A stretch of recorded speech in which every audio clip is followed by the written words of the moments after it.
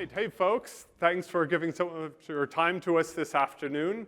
My name's Eric Sachs. I'm a corporate vice president in the product team for Microsoft's identity organization, and later we'll introduce Maya. So we're going to talk about the essentials of zero trust in your organization, and we're going to start by talking about how to keep doing that for our users and devices, as we've been doing for years, and then how we're going to extend that to AI. Now, all of this is designed to fit into our traditional approach with a zero trust mindset here. And we want to create the mapping between what we talk about today and what we've done in the past. And we're going to go through three sections today. First, we're going to talk about the authentication dimension of zero trust, then the governance, especially as it ties to least privilege. And then we're going to talk about some of the ways you can build a defense in depth by extending these tools for AI. So this is our standard architecture for zero trust. Hopefully you've seen it from Microsoft. And we've extended it just with some small parts with some references on the left to AI now as an actor in addition to users and devices as an actor. And on the right, we've added AI as a resource that can be accessed. But one of the nice things is that as we've been using AI even internally at Microsoft, we found the same zero trust principles apply, the same endpoints, the same control points all apply. In fact, if you go and look at the traditional principles around zero trust, these three, they apply just as much to agents as they do to anything else that we've applied zero trust for, whether it's users' devices. So start with verify explicitly. A lot of agents are being built. They go and start making API calls, and they don't even bother to try to authenticate themselves. It's a common pattern we see, and one we need to jump on and actually do a strong job of explicitly verifying these agents that are actually making API calls in our environment. Second, on least privilege, is we're already seeing attackers going after this new attack surface of agents. And if those agents are overprivileged, and the bad guy compromises them, then they can have wide, unfettered access to your environment. So you need to lock down and try to get them to a privileged access point. And then, as always, we need to assume breach. There's still the chance that those agents are going to be taken over just like a user or a device. But our same models of assume breach and monitor for risky activity continue to apply. So the essentials we've always done of zero trust for identities devices, we want to keep making progress there and build upon that foundation, and then we'll go and extend upon it. Now let me turn it over to Maayan, who's a group product manager in our Intune team, and she's going to talk a little bit further, and then I'll come back out in a few. Thank you. Hello, everyone. It is so good to be here with you at Ignite, especially after lunch, right? We could not have asked for a better time. I recently took a new role in Intune, and having worked on Defender and Intune and partnering closely with the Entra team, with Purview, with Security Copilot, I want to tell you firsthand just how powerful Microsoft security products are when they work together. It's one of the main reasons why customers choose the Microsoft security portfolio. Microsoft runs on trust. And trust is key to zero trust. I know it sounds odd, so bear with me. Trust is key to zero trust. It's also essential for an AI-ready organization. In today's session, Eric and I are going to talk through this integrated value, leading with Entra and with Intune, to show you how you can benefit from managing your policies, from managing your devices, managing your risk, and responding to threat. Eric just talked about the three principles of zero trust. I want to tell you it all comes down to security that enables productivity and innovation. If security gets in the pace of innovation or productivity, users will find ways to get around it with shadow IT or with shadow AI. I'm sure many of you are seeing it in your organization, and we need to keep that in mind. Let's start by looking at how a few of our customers are realizing this integrated value. Customers from across industries, from financial services, healthcare, manufacturing, are using Entra and Intune to streamline operations, to simplify processes, and to power their AI transformation. I want to take PepsiCo, for example. PepsiCo has a massive operation, right? 300,000 users, 400,000 devices worldwide. Using Entra and Intune, they were able to significantly simplify the operation, keeping user productivity in mind. The result you see here, it's pretty outstanding, right? 50% reduction in device build time, a 99% drop in signing times for shared devices. And the journey for PepsiCo does not end here.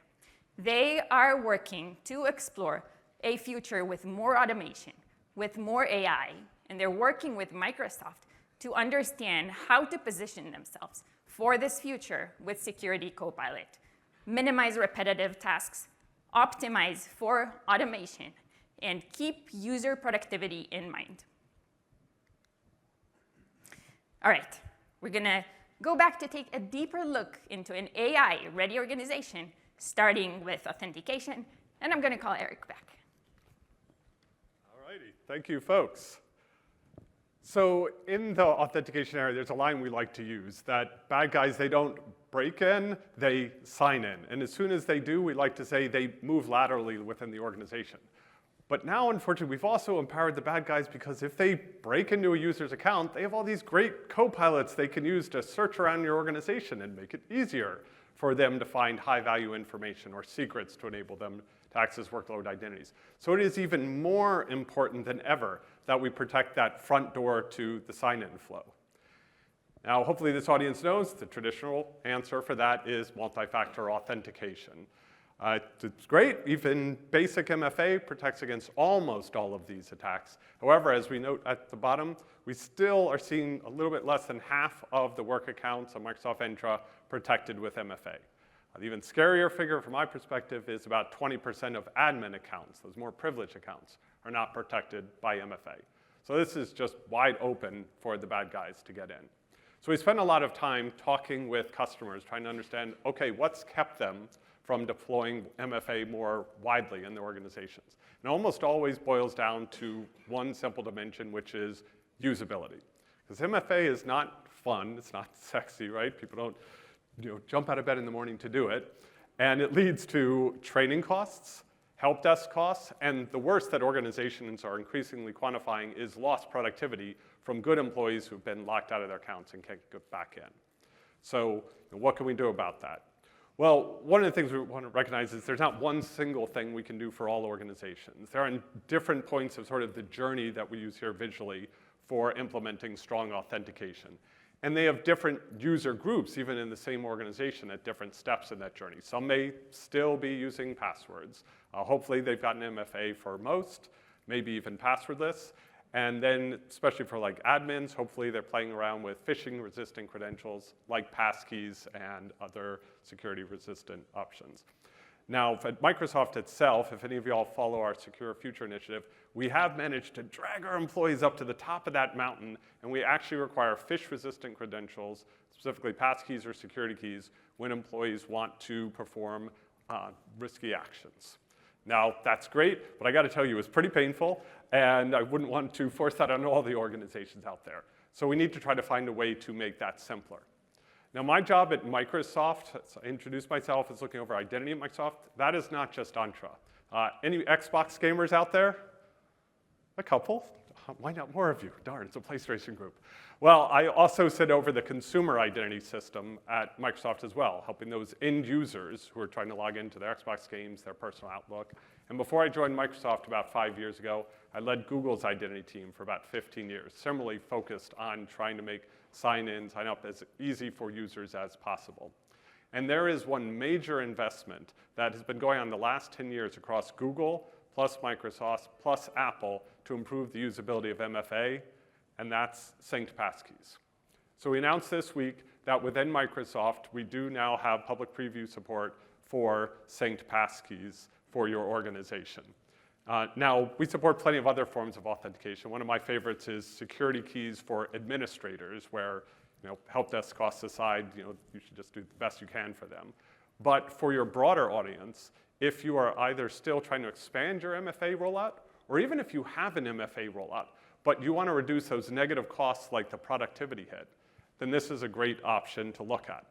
In fact, at Microsoft, on the consumer side of our business, we now have multiple hundreds of millions of accounts using passkeys. Now, as a side effect of that, we've been able to go in that environment and measure with incredible level of detail all the different forms of MFA we have on a couple dimensions.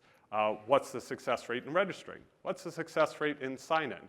What help desk cost does it generate? How long does it take to sign in or register? And so we've done that across SMS, push approval, Microsoft Authenticator, passkey security, et cetera. And the statistics for passkey completely blow all the other ones out of the water from a usability perspective. Please go on and try it yourself. I did some demos yesterday. Each one takes just a few seconds. So this is a method that is much more user-friendly than other MFA methods. And it's a great stepping stone to starting to enforce phishing-resistant credentials for your organization. Okay, now, if you get that far as an administrator, getting your employees to strong authentication, the next thing on Zero Trust is to control access to particular applications where you want to enforce different risk thresholds. So conditional access is our Zero Trust engine that will take a lot of signals, not just how did a user authenticate, but from Intune, it can take the state of the device, managed or unmanaged, OS version, et cetera. It'll look at the employee's job, the groups that they're in, their network location, time of day, other risk factors. And you as an admin can use conditional access to set policies, such as, hey, looking at an employee's pay stub online, maybe you make it a little bit easier for them, but submitting code to your code base, set a very high bar and different paths in the middle. Now, this is an incredible, powerful system, but one of the problems with anything that powerful is over time, it can get very, very complicated to use it to maximum value. So we've talked a lot this week about different Microsoft Security Copilot agents. And one of the agents that is available today, and that I'll at least say gets very, very high usage, is the Conditional Access Optimization agent. This is an agent that has been trained by looking at all the historical data that we have of how conditional access is used by different organizations over time and phases.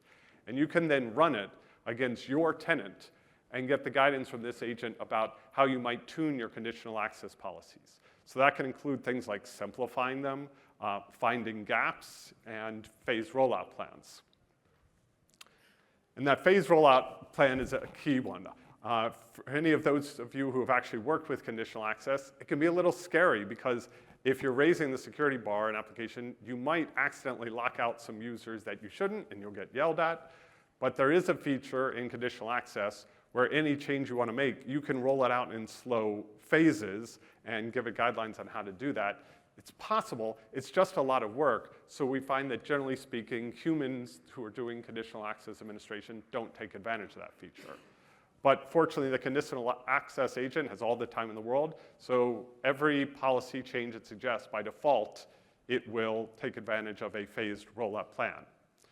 So here's an example, walk through a couple different steps of it, where the conditional access agent has been run on a particular tenant, and one of the things it saw is, hey, you aren't enforcing MFA for risky sign-ins. And so it suggests a policy to do that. And on the left, you'll see there's a pilot phase, an early adoption phase, and then an expanded phase.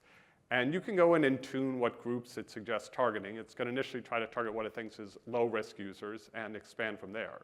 But when you're ready, if you accept the policy, then it will start and it can give you reports on how it's progressing along that rollout in case you need to roll back. So that's one example of how it's going to help you across all of your policy changes. Now, the next one is organizations who have been using conditional access for more than a year or so invariably end up with duplicate or redundant or even unnecessary policies still in their system. And the human administrators generally find that over time, they lose an idea of what's going on in their conditional access controls. Do they have coverage in areas? Do they not? So another thing the conditional access engine will do is analyze all your policies, and if it finds such duplications or opportunities to simplify, it will actually give a report like this one saying, hey, here's 2 policies, here's the parts that I think are similar or duplicating, and here's my suggestion of how to consolidate it down to a simpler environment. So this has been a big help for organizations who have been testing this for a while. But the most critical value that it can provide is it can look across all of your conditional access policies, especially as they change over time, and find gaps. It's doing that certainly by looking at your tenant and seeing what configurations you have. But it's also comparing, again, to its history of how other tenants have done similar approaches. And so it's looking around and seeing, okay, what opportunities it can provide to suggestions. So as one example is here, the conditional access agent is suggesting a policy to enforce Intune MAM app compliance on Android. And in this tenant, the reason it did that is it noticed there was such a policy for iOS devices, and there had been for a while, but it had never been expanded to Android users. We actually find that type of gap shows up in a lot of organizations the first time they run this. They find these and they get really excited. Great. So hopefully it gives you an idea of something to play with, and I'm going to turn it back over to Maayan for the next section. There you go. All right. This is so cool, right? How the conditional access optimization agent really keeps Entra and Intune in sync, and it saves time, and it helps with zero trust. We're going to continue with some more examples for explicit verification. And one of the mechanisms that all of us know and love is single sign-on, right? That enables user to have a passwordless experience on their M365. This week, we are excited to share that we are extending this capability with platform single sign-on for macOS devices. This is now generally available. Now, what does this mean? It means that an Intune admin from the Intune portal can go ahead and configure policies that are integrated directly with Apple's Secure Enclave technology. It means that the user gets a passwordless experience, less password fatigue, better security posture, smaller set of vulnerabilities. And by the way, I don't know how many of you got to attend the earlier session today that Sangi and Lior did. There was a beautiful demo of this. Sangi is here in the audience. Hi, Sangi. If you haven't had a chance, go watch the recording. This is very, very cool. And I am going to continue with more examples for verifying explicitly. We talked about an example where single sign-on with Apple Secure Enclave. This is hardware-bound verification, right? Hardware-bound really enables us this strong authentication that we're looking for. And we always say security is a team sport, right? There is no single person, there's no single organization that is really going to address all the security risks out there. And this is where Microsoft's ecosystem comes in. With this in mind, we recently partnered with Intel to provide integration for vPro-enabled devices so that you can check the status of a device even when it is offline. In today's global workforce, it's not always possible to send a technician or to ship a device, and even if it were, it's very expensive. So this technology allows you to assess the status of devices, vPro-enabled devices, even if they are offline. And Intune has a connector directly into this technology to allow this easily. All right, more on explicit verification. How many of you are using endpoint privilege management? Show of hands. OK, a few. Intune introduced this several years back, where the idea is to allow all of you to manage your Windows estate such that users run as standard users on the device and not as local administrators. Again, increasing the security posture, right? Minimizing risk. The way that this works is that users get elevated permissions just in time and on demand based on the organization's requirements and ruling. All right. When users need an elevation of permissions that they don't have available for them, they can make an elevation request. But what happens when the admin is not sure what to do with this elevation request? They're not sure whether the specific resource or application are safe. How do they go about that? And this is where Copilot comes in and can really help simplify. We built an integration across Security Copilot, Intune, and Defender to build the signal right into the workflow for the admin. And I want to show you what that looks like.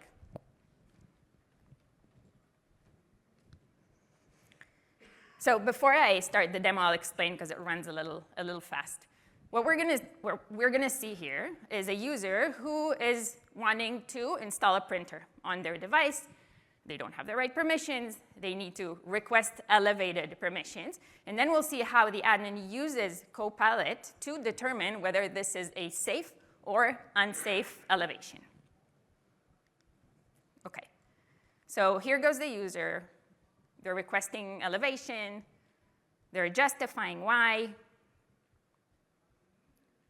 And we're quickly going to switch over to the admin experience. In their queue, the support admin can see this request. You see the request for the printer. And they need to determine whether this is safe. They don't know the binary. They don't know the hash. So they're going to request assistance from Copilot. Copilot pulls all the needed signals from Defender. And you can see here that it actually determines that this binary is malicious.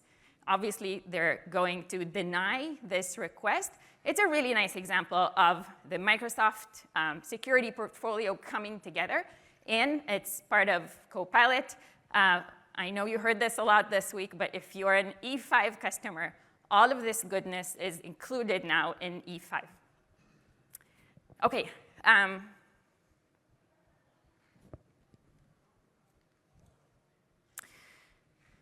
We talked about the 3 principles, right, of zero trust. I want to take us on from authentication to governance to least privilege access. And we're going to continue with endpoint privilege management. Endpoint privilege management is a great example of controlling least privilege access. And we're happy to announce a few enhancements in this set of capabilities that are now generally available. These are things that a lot of our customers have been requesting, and we're making them available. One is the ability for a user to run an elevated permissions in their own user context. Right? They get a personalized experience with their saved locations, with their preferences, with their app data. Obviously, this is a superior experience to running with the default user context. This is one. The other enhancement is that even users sharing a device, so consider a shared device scenario, can make elevation requests. That is, users do not have to be primary users on a device to make requests. And finally, we're adding a new dashboard for EPM. You can see it here, that gives better visibility, that gives insights, and that actually gives you suggestions for what rules you may be missing based on patterns specific to your organization.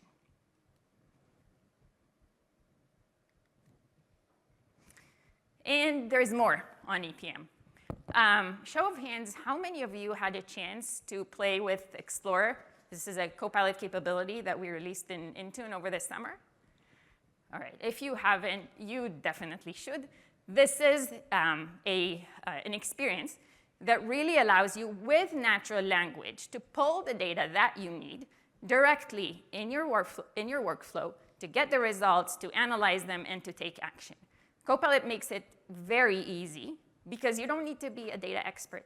You don't need to know KQL. You don't need to know graph queries. This is all available for you with Copilot. Now, we made EPM data also available with Explorer. And we'll see what that looks like. OK, so the admin is going to look, in this case, for users with unmanaged elevations in the last month.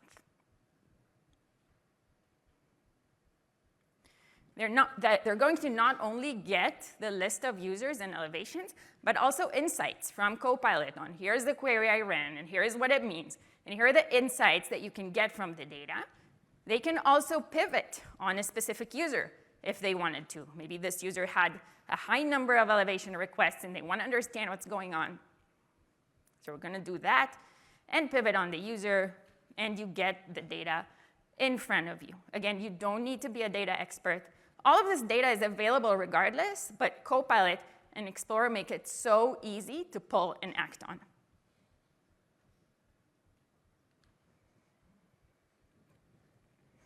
Okay. We're going to continue with one additional example of least privilege access, and that is the device offboarding agent. If you were in Jason's session yesterday and in today's session, you heard a little bit about it. This is something that we're really excited about that helps keep devices in sync and optimize your device asset hygiene. What does it mean? It means that you get easy visibility into devices that are no longer in Intune, but are available in Entra, and you want to make sure that you take action on those and, for instance, disable them. I want to show you. OK, so here goes the agent. You can see that it ran about a week ago, which is good enough for us. If I go to settings, I can see exactly what it does. And I can add custom instructions. So I'm going to say, ignore devices that checked in the last 2 days, because this is fine for me. Now I can go ahead and look at suggestions. I'm going to look at suggestions for Android BYOD devices, and I can see that a few of them that are no longer in Intune are available in Entra. It also considered my custom instructions on the last 2 days, and I can take action directly from here. So I'm going to go ahead and disable these devices. I'm going to mark this suggestion as complete and move on. Now, note, this is an assistive agent. It is not going to take any action on your behalf without you explicitly saying that it's what you want to do after you've verified that you're good with the next step. And this is the same approach that we apply for all of our agents. OK. Least privilege access on endpoints is so important. But when we talk about identities, they're crucial. And we're going to continue with some examples for strong authentication on identities.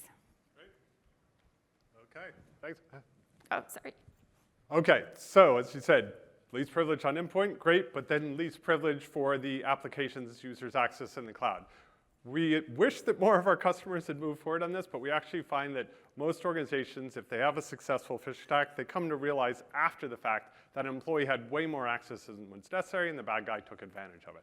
So there's increasing compliance and regulatory pressure to have employees only have the access they need and nothing more than that. And Entra ID governance is designed to help with that.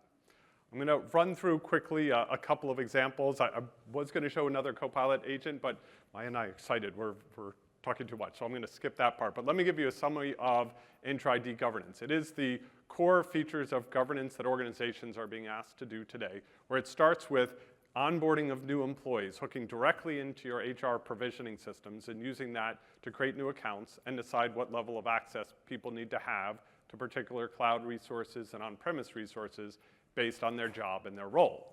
Now, that's great, they've started, but over time, they're going to need access to additional resources, and Entra governance provides a self-service workflow for the employee or their manager or the resource owner to submit such a request, have it approved if it's appropriate, and then there's a strong audit trail that has been done. Now, some of the requests for access are for resources or roles that are just so powerful that you want to take an even stricter approach to it, one the industry tends to call privileged identity management, where you take a just-in-time approach. The user just says, OK, I need this. You give them access for even a few minutes. Maybe it's to get into an admin account. And then when they're done, great. They no longer need that access. Now, you obviously can't do that for every resource that a user accesses. So a critical part of governance, and the one where many organizations have trouble scaling, is continuing to do reviews of the access that's been granted in the past to see where it can be removed. And Entra governance has a lot of smarts built into it to look at the historical usage patterns of a user, decide maybe they no longer need access. Did their role change? Do others with the same management structure, are they using the same resources? Maybe not, and look for deltas. And so it tries to guide you to which part of the access should you go back and review and maybe deny.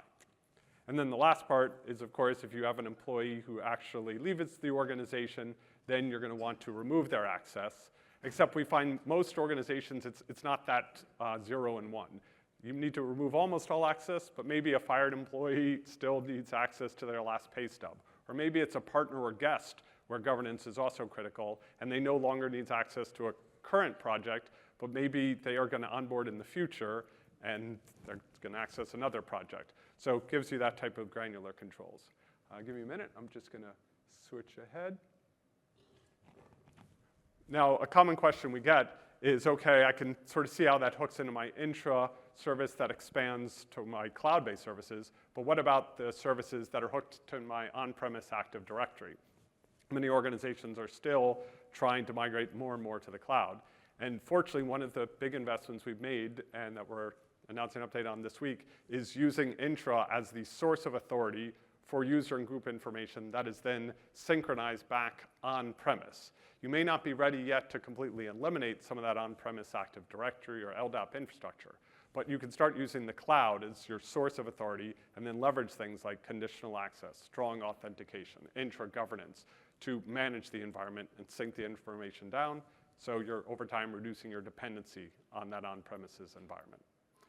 Okay, so we've talked a lot of pieces about hardening the zero trust structure for your users and your devices. So if the bad guys do come in, like say they're not taking advantage of the GenAI tools that employee account has to poke around the environment. But let's connect it even more closely to some of the AI usage. Because most organizations now are reporting that their employees are actively using generative AI in the workplace, but very few of us have appropriate levels of controls for that. And now there are entirely new classes of attacks, such as prompt injection, that we have to go and defend against. So let me connect one more dot from Intra to conditional access to Gen AI applications. I'm going to talk about some of the more defense in depth we have for AI. Because most organizations who use Intra or even had used Active Directory in the past, they focused on using it with applications that federate directly to Entra using protocols like OpenID and SAML. And that's great, but what about all the applications that don't do that? Well, fortunately, Intra private access, and we're going to talk about catch up. Private access on the left and internet access on the right are designed to extend that conditional access control plane to the rest of your applications. What it does is by actually enforcing identity controls at the network level. What we start with was Intra private access. You're basically putting a smart VPN client on your device. And once a user authenticates, instead of giving them complete unfettered network access to your private environment, the system has learned the IP address and DNS and URL endpoints of your internal applications. And let's say there's a really critical high security application internally, but it hasn't been updated in years. You can still use conditional access to do things like require a fully managed device before network level access is given to that application. So it's a coarse-grained way of starting to enforce MFA and coarse-grained access on applications that have no knowledge of strong authentications or protocols like OAuth and OpenID. But what it also means, and we're already seeing organizations use it for, is people are building Gen AI applications internally, frequently are moving so fast that they don't bother to integrate them and federate to Entra. But here, if you know those applications' endpoints, you know their URLs and DNS, you can still enforce the same coarse-grained controls and say, nope, I'm just blocking network access to them unless the employee is strongly authenticated and on a managed device. Well, that's great for your own applications that your employees might be building. What about the Gen AI services on the internet that your employees might be accessing? Well, this is where internet access comes into play. Still, think of it as that smart VPN agent running on the managed device, where you might be worried that, okay, on that device, I'm giving the employees access to really sensitive confidential material. What if they accidentally or even maliciously try to copy some of that material out to some open service on the internet? So what can I do about that? Well, fortunately, the same type of controls are in place, where with intra-internet access, it's looking at the network traffic, knows the URL you're going to, the DNS address, and you can impose some of the same controls. A very basic one is, well, I'm going to block all access to gambling websites. My employees don't need that from their work devices. Another version might be, well, wait, what if there's a critical application on the internet that your employees are using, but you haven't been able to get it to federate yet to Entra? You can use these same type of techniques with intra-conditional access to impose that MFA and device compliance requirement at the network level. But then what we're announcing this week is we've extended even further. So it has very particular knowledge of GenAI applications available on the internet. Now, this could be a well-known one like ChatGPT, or honestly others, because it can look at the traffic that's going across the network and detect GenAI usage patterns. And I'm going to show 2 quick demos of additional value it can provide by detecting sensitive file uploads to these generative AI applications, and in particular, protecting against malicious prompt injection attacks. So in this example, we have an employee on their corporate device who is allowed to access ChatGPT, and they have a project they're working on where they want to analyze a file with customer information. What they didn't realize, though, is it wasn't just customer information. It had the end-user PII, personally identifiable information, in there, like social security numbers. And when they tried to upload that file, in this case to ChatGPT, at the network level, we just processed that, detected that failure case, and said, nope, you can't go here. So this is a way where the employee, they can use the generative AI, but at least with some rough initial guidelines in place. Now, the next one is we're having, as an industry, problems with what are called prompt injection attacks. And as an example of the type of thing we see here, imagine an employee who knows they're getting fired.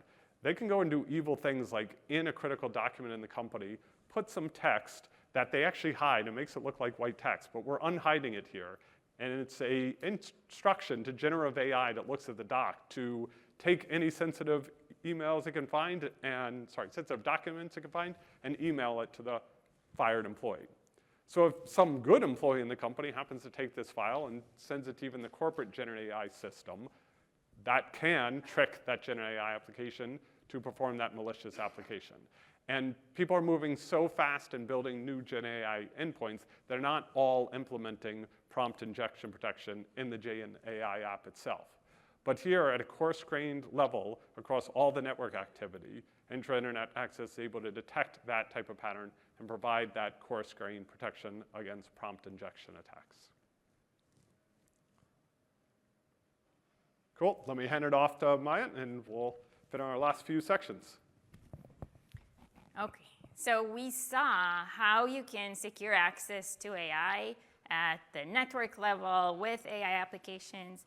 Microsoft offers layered protections here, or what you call defense in depth, right? For organizations that use Edge for Business, there's lots of protection that's built into the browser and is integrated directly with Entra, with Purview, with Defender, and with Intune. So, for example, Entra will provide conditional access onto the session. Purview will provide data leakage prevention on the session content itself, including when you interact with AI applications. Defender brings in threat signal and threat detection, and Intune will provide the ability to build policies for app protection, or what many of you know as MAM, for cross-application interactions. In this example, think of a user using Edge to interact with AI chats. An example for what this policy could look like is the ability to determine where files are downloaded to. So you always want to make sure that files are downloaded to a secure location. And with the Intune policy integrated into Edge for Business, you can determine that files are only downloaded to the user's managed OneDrive account and not locally. With this same spirit, you now have the ability to control the Windows clipboard. So a user on Edge for Business cannot copy content from secure Edge for Business, from business-related sessions. Similar to the policy that you could apply with Edge for Business on mobile devices, you can now do this in Windows, and you can really make sure that your session is, for your users, is secure, whether the device is managed or not managed. Also, this week, the Edge for Business team is announcing a new capability for applying a policy, even on a managed device. What does that mean? Think of a scenario like contractor or consultant or temporary employees. even if the device is managed by another organization, you can set a policy for Edge for Business to secure your data browsing, which really makes Edge for Business the gold standard for these scenarios. All right, we're going to bring it all back together and talk about the key takeaways from today's session. Great, thank you. OK, the title of this session was focused on Zero Trust Essentials. And I really want to underline that word essentials, because it's very easy for us to see the new flashy, sexy thing and to focus on it. It's like, oh, all I need to do is change my actions on the security side and focus on agents and AI. And that's certainly the case. And we talked today about a number of ways you can do that. But we can't take our eyes off the essential elements of strong authentication, device management, least privilege. If we don't, like say, the bad guys, their main first attack, remember, is still just password spray and phishing, getting into attacks. And now that all of our employees have even more unfettered access to the environment with these generative AI tools, remember, it's not just the good guys using that, it's the bad guys breaking in their accounts and using them too. So definitely, the key essentials still is to harden the zero trust environment of your identities and users' devices, as you've been doing, and then to extend it further. So today, we gave you an update on how to focus on the user authentication side of that with things like MFA and passkeys and, for example, the platform SSO, extending it to Mac OS. On the governance side, that's an area where a lot of organizations need to give more attention, this least privileged model, because we're not always going to be able to stop the users at the front door, and at times you're still going to have malware, and you're going to have, at time from time, you're going to have malicious employees, like the example we showed with prompt injection.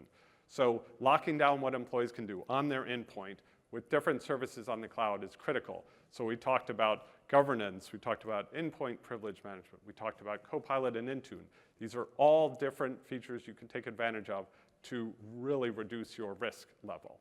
And then, yes, please extend it to, after you've done these core elements, now start thinking about how you're going to extend it for security for AI. And we're certainly not asserting that the features we discussed today are sufficient, but they serve as very powerful mechanisms to enable your employees to start getting the value of generative AI, but within some reasonable guardrails, both for the external AI applications they might access and the AI applications they might access internally.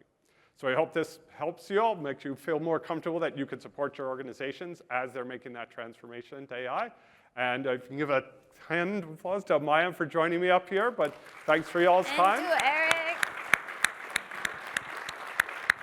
And the two of us will stand up here in the corner if anybody has questions. It's always more fun to do face-to-face, because right now we got really bright lights in our face. Thanks, everybody. Thank you.